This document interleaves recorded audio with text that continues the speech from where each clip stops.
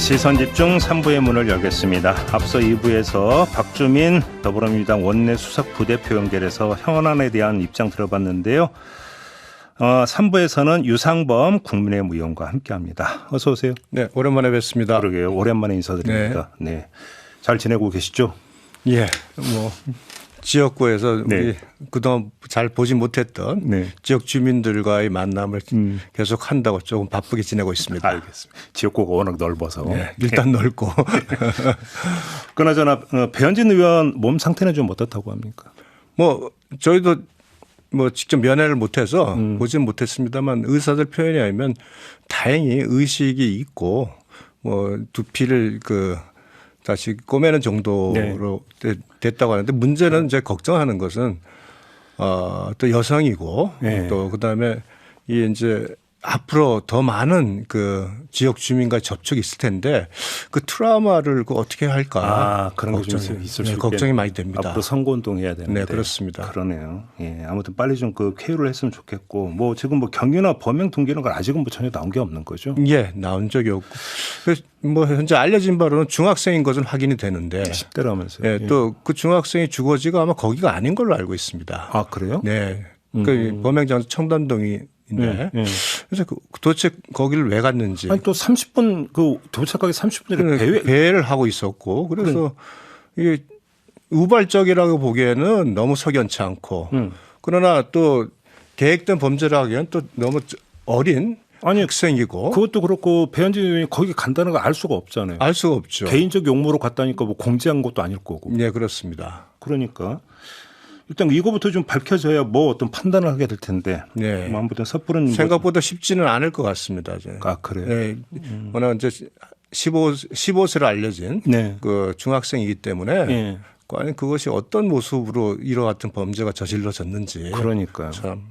아무튼 참 정치인에 대해서 이런 일이 그러니까 지금 뭐 이어서 발생하고 있다는 게 참 우려할 만한 현상인데, 근데 그거는 지금 뭐 범행 동기가 좀 일단 밝혀진 다음에 다시 한번 이야기를 좀 하는 걸로 하고요. 예, 그렇습니다. 근데 저는 이제 거기서 보면서 조금 대한민국 사회가 굉장히 어떤 증오와 혐오 이런 부분이 굉장히 지금 사회에 만연돼 있지 않는가 하는 걱정을 합니다. 그러니까요. 근데 이제 그 20대가 이제 그 범행을 저지른 게 이게 정치 혐오 때문인지 뭔지 아직은 알 수는 없지만 아직은 알 수는 없는 거잖아요. 그러나 어떤 특정인을 보고 두 번을 신원을 확인하고 나서 바로 뒤에서 그 가격하는 그렇죠. 그 잔인한 모습. 배현진 의원이 맞냐고 확인을 하긴 했죠. 그렇습니다. 예. 그런 모습을 보면 그것은 뭐 기본적으로 그와 같은 정서가 깔려 있지 않으면 있을 수 없거든요. 알겠습니다. 중대재해처벌법은 결국은 여야가 타협기를 보지 못했고, 네. 그 내일부터 일단 이제 50인 미만 사업장에도 이제 확대 적용이 되거든요. 네, 그렇습니다. 어떻게 평가하십니까? 타결을 볼 수 있었죠. 최초에 민주당에서 제시한 요건이 세 가지가 있었습니다. 네. 정부의 책임 제대로 이행하지 못한 책임 있는 자세에 대한 유감 표명, 그다음에 기업 지원, 그리고 2년 유예하면 더 이상은 유예가 없다는 약속. 그래서 그걸 다 받아줬습니다. 그래서 유예로 진행하자고 했더니 민주당에서 갑자기 본인들이 21대 국회에서 김영주 부의장이 발의해서 했던 산업안전보건청 법안, 그다음에 2021년도에도 중대재해법이 시행되고 고용노동부에서 산업안전보건청을 추진한다고 했었습니다. 문재인 정부가 180석의 정부 그 의회를 장악하고 있었을 때 언제든지 할 수 있었던 거거든요. 그런데 본인 내부적으로 이미 그와 같은 산업안전보건청의 문제점을 충분히 인식해서 시행이 안 된 거를 기존에 먼저 제기했던 존재 조건을 약속을 이행하고 나서 다시 들고 나왔다. 이건 노동계 눈치를 보고 이걸 이행하지 않겠다 하는 사실 그것과 다름없습니다. 근데 좀 그 일부 언론이나 정치권에서는 것처럼 이게 돼버리면 뭐 동네 카페나 이런 데에도 이게 적용이 되는데 이게 말이 되느냐 이런 식으로 이야기를 하던데. 다 적용이 되죠. 예, 적용은 되는데. 네, 그렇습니다. 그러니까 이게 너무 이제 이제 공포를 조장하는 거 아니라 일부 지적도 있었거든요. 왜냐하면 중대재해인데 사망사고 같은. 근데 그러니까 동네 찻집이나 카페에서 이런 일이 시민재해라는 게 있지 않습니까? 물론 시민재해라는 게 있을 수 있겠죠. 맞습니다. 하지만 카페 이런 데서 또 그렇게까지 연결될 수 있는 부분이 비율 어제 MBC 뉴스에서 보니까 비율도 나오던데 너무 과하게 좀 부풀려서 그러니까 주장하고 있는 게 아니라 지적도 있었거든요. 아니 가능하기 때문에 그 주장도 나오는 거고 그 극단적인 예죠. 극단적인 얘기는 하지만 1% 안팎. 거기 아니 이런 겁니다. 거기서 가스를 쓴단 말이에요.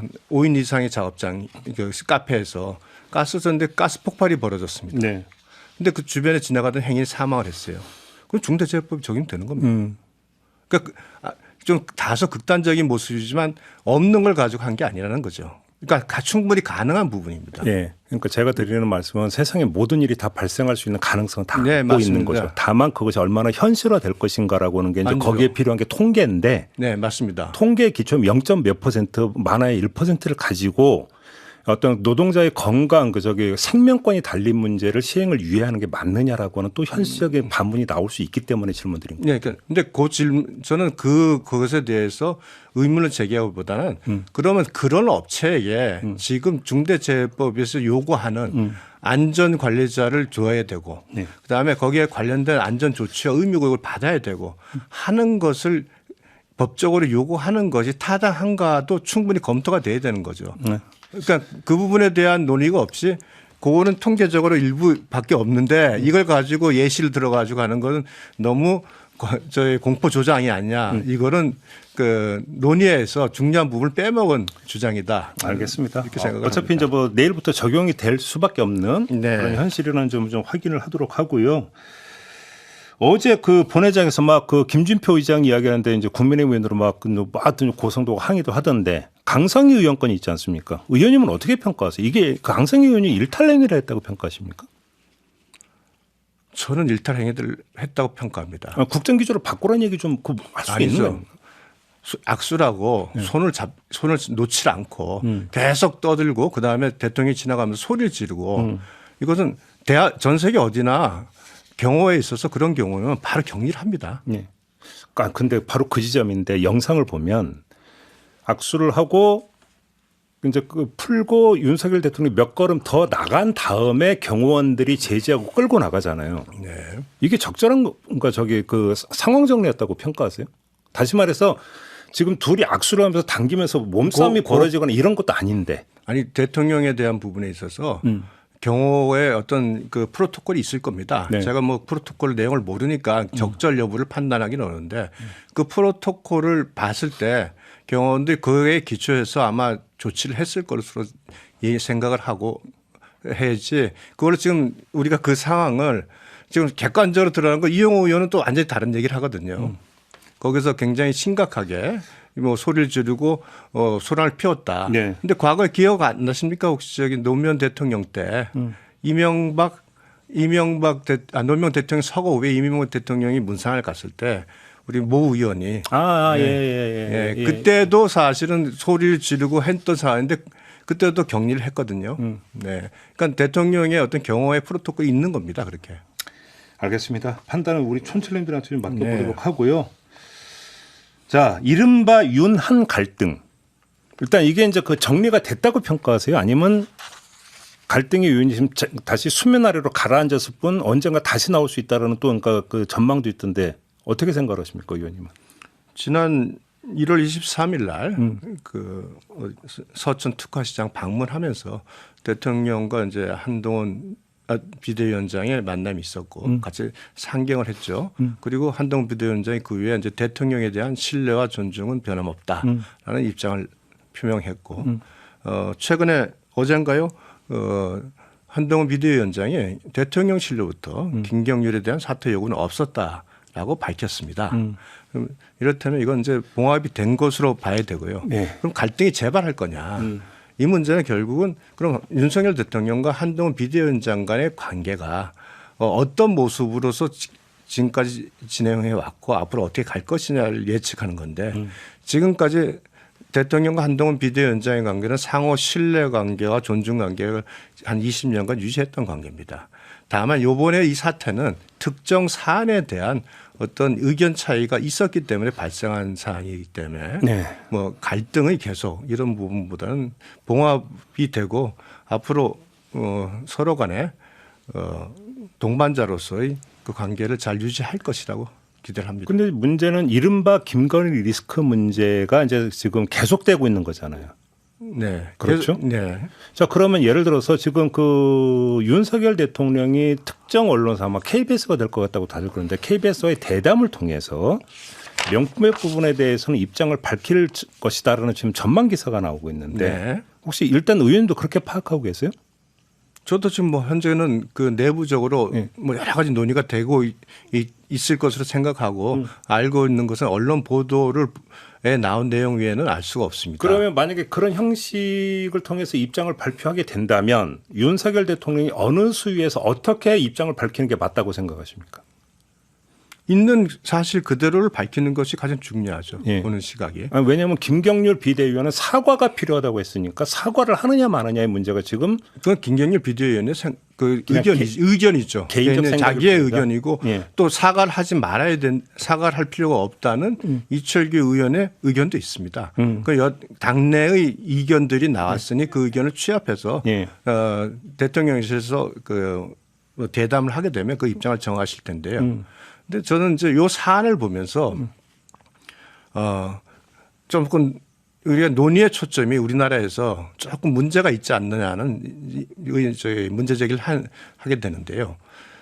첫째 이제 우리가 보통 마약 수사에 함정 수사를 할 때는 함정 수사를 하는데 범위 유발행일 때는 그 함정 수사에 걸려서 그 마약을 받아서 투약한 사람들은 무죄를 선고하거든요. 범위 유발령이 있고 기회 제공이 기회 제공은 기존에 이미 그런 기회 의지를 가지고 있는 사람이 제공하는데 이와 같은 경우 지금 요 사안 김건희 그 명품백 그 문제의 경우에는 사실은 범위 유발형이거든요. 사전에 서울의 소류에서 물건 디올백을 사서 촬영을 다 하고 그것을 가져가는 그 최 목사죠. 최 목사가 신북 목사였음에도 불구하고 전혀 그것이 검증 안 된 상태로 그대로 아버님과의 인연 관계로 만나게 됐는데 거기에 카메라 시계를 장착했죠. 사실은 이거 007의 스파이 작전에 영화에 나오는 장면 같은 게 이루어진 거거든요. 그런데 네. 이런 상황에서 대통령의 경우 대통령의 그 어떤 사람의 면접을 왜 제대로 통제가 안 되느냐는 부분이 논의가 됐어야 된다고 생각을 합니다. 그 부분이 더 중요한 부분이죠, 어찌 보면. 근데 이제 그 부분에 대해서 여기서 이제 그 뭐 옳고 그름을 따지기에는 뭐 여러 가지 한계가 있는 것 같고 다만 이 문제가 촉발이 됐던 이유는 김경률 비대위원의 사과 요구 때문이잖아요. 그리고 김경률 비대위원의 사과 요구의 근거는 이거저거 다 떠나서 국민 정서를 앞세웠단 말이에요. 이건 네. 어떻게 평가를 하세요? 그러니까 국민적 정서에 있어서 그와 같은 그렇더라도 왜 받았냐라는 그 정서가 있는 건 맞습니다. 있지만 그렇다면 우리가 다시 한번 정리하면 그러나 제일 중요한 것은 이것이 일반 단순한 고위공직자나 이런 거요 하면 조금 다른 문제인데요. 대통령의 그 주거지에 네. 어떤 그와 같은 목적성을 가지고 찾아오는 사람에 대한 검증이 안 된 부분, 이 부분이 간과돼서는 절대 안 된다는 거죠. 그러니까 출입이 뚫린 부분은 굉장히 중요한 부분입니다. 네네. 그래서 이 부분은 이거 사회적으로 제2부속실 설치라든지 특별감찰관 설치와 같은 뭐 그와 같은 부분으로 다시 논의가 이어졌어야 될 부분이 있는데 그 포인트는 사라져버리고 또 그와 같이 어떤 공작이 벌어진 부분은 사라져버리고 지금 오로지 그 부분에 대한 국민적 감정에 대한 사과 여부만 남아있거든요. 알겠습니다. 그런데 만약에 지금 의원님이 말씀하신 그 기조로 윤석열 대통령이 입장을 표명했다고 한번 가정을 해보죠. 그러면 김경률 비대위원이 네 알겠습니다. 더 이상 이야기 안 하겠습니다. 이렇게 나올까요? 글쎄 그거는 너무 가정적이잖아요. 어떤 모습으로 나오실지 모르지만 네. 그러나 그 부분에 대해서 말씀대로 국민적 감정이 있는 부분에 대한 언급은 분명히 하실 겁니다. 아 그래요? 아 그렇게 네. 할 거라고 하실 거라고 저는 생각을 합니다. 아 그러면 예를 들어서 뭐 유감 표명 뭐 이런 또 뭔가 전망도 나오는데 지금 어떻게 전망하겠습니까? 사람 마음인데 그렇죠? 알겠습니다. 한동훈 비대위원장 체제 한 달 정도 됐잖아요. 네. 지난 한 달을 어떻게 평가하십니까? 뭐 최근에 나온 여론조사 결과가 그걸 대변한다고 생각을 합니다. 그래요? 그러니까 어젠가 그제 발표됐죠. 이제 잘한다가 한 47% 이렇게 하고 이재명 대표 비교해서 상당히 우위에 있는 모습이 드러났는데 그걸로서 국민들에게 아주 인식이 잘 됐다고 생각을 하고요. 결국은 그와 같은 국민들의 판단이 그 정치인에 대한 잘잘못을 평가하는 거 아니겠습니까? 무엇보다도 한동훈 그 비대위원장에게는 과거에 네. 그 우리 국민들이 정치인들에게 보면서 느꼈던 여러 가지 불편함 그런 부분을 해소해 주는 그런 면모가 많이 보입니다. 알겠습니다. 지금 의원님이 말씀하신 여론조사는 22일부터 사흘 동안 18세 이상 남녀 1,001명에게 실시한 전국 지표조사 결과입니다. 아, 그렇습니다. 네. 네. 그래서 여기 조사 결과를 보면 한동훈 그 비상대책위원장의 직무 수행에 대한 긍정적 평가가 47%, 부정 평가는 40% 나왔던 네. 요것이고요. 이번 조사는 휴대전화 가상번호를 이용한 전화 면접 방식으로 이루어졌고 응답률 17.7%, 표본 오차는 95% 신뢰 수준의 플러스 마이너스 3.1%포인트. 자세한 내용은 중앙선거 여론조사심의위원회 홈페이지를 참고하시라. 다 해야 돼요. 네. 전해드렸습니다. 네. 근데 제가 이어서 말씀드리면 네. 결국 시작하면서 본인이 헌신하는 모습을 보였지 않습니까? 네. 총선 불출마, 과실을 따먹지 않겠다. 그 이후에 한동훈 비대위원장이 20, 30대 여성들에게 또 수도권 중도층의 소구력을 많이 발휘하고 있고 점진적으로 지금 좋아지는 추세를 보이고 있다고 저는 판단을 하고 있습니다. 네. 그리고 정치 개혁의 어젠다 국민들이 다 원하는 부분이거든요. 뭐 금고 이상형 선고금 세비 반납하는 문제, 불체포 특권의 문제, 그 국회의원 의원수의 문제, 뭐 하여튼 이런 정치 개혁 어젠다를 이슈를 끌고 가고 있고 거기에 대해서 민주당은 어떤 대응도 못 하고 있는 상황. 네. 뭐 여러 가지 현재 한 달 동안 대부분의 그 정치권의 뉴스 중 한 80% 정도 이상을 한동훈 위원장의 행동과 말 또 어떤 대처 이런 것으로 이끌어가고 있기 때문에 지금 잘하고 있다고 생각합니다. 그러면 마지막으로 약간 돌려서 지금 지역 구민들은 좀 활발하게 만나고 계시지 않습니까? 예, 지역 구민 그렇습니다. 만나는데 한동훈 비대위원장의 존재가 도움이 됩니까? 지역 구민들은 한동훈 비대위원장의 그 말 이런 부분에 대해서 굉장히 호평이 많습니다. 아 그래요? 네. 또 알겠습니다. 저희 지역구가 상대적으로 약간 보수적인 지역구이기 때문에 예. 또 그런 측면이 있겠지만 강원. 네. 알겠습니다. 오늘 말씀 여기까지 드려야 될 것 같습니다. 고맙습니다, 의원님. 네, 고맙습니다. 네, 국민의힘의 유상범 의원과 함께했습니다.